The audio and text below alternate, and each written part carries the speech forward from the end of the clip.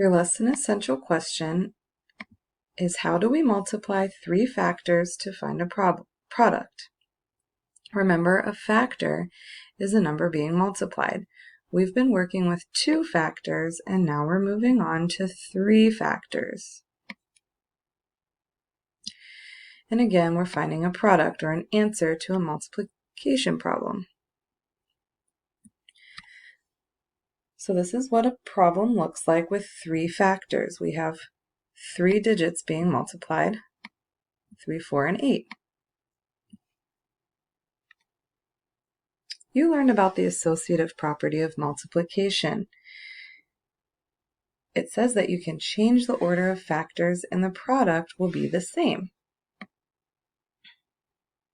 So we talked about how if we had two factors, like 3 times 2, we get 6. We can flip them, make it 2 times 3, and still get the same product.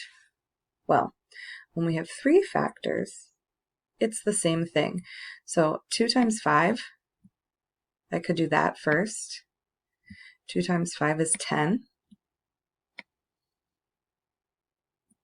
And then 10 times 3, we get 30. I could do 5 times 3 first. 5 times 3 is 15. 15 times 2 is still 30. I could even do 2 times 3 first and get 6, and then multiply that by 5 and still get 30. So no matter how I multiply the three factors, I still get the same product. Drew is joining 3 sections of a quilt. Each section has 2 rows with 4 squares in each row. How many squares are in these 3 sections? What is this problem asking us to find?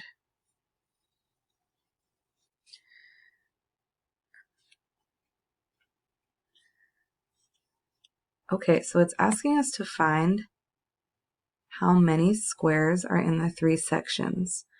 What information is going to help us answer this? All right, we know there's 3 sections.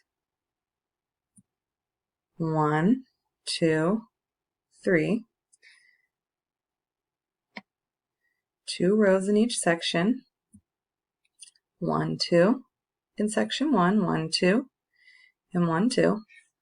And there's 4 squares in each row. 1, 2, 3, 4.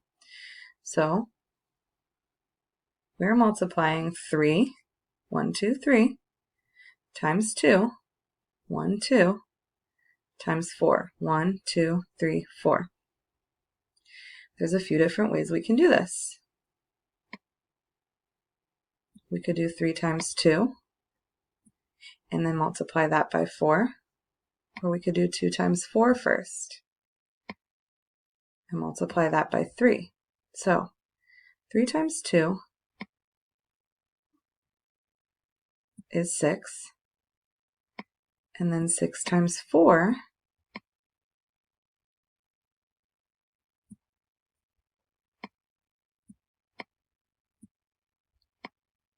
is 24.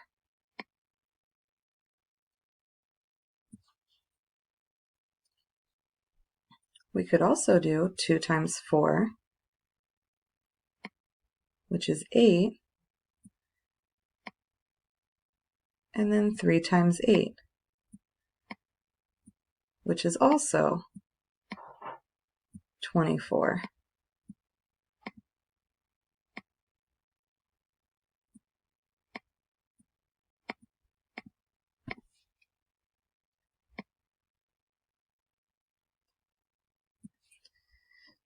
So again, the associative property tells us that we can change the orders of our factors and still get the same answer or the same product.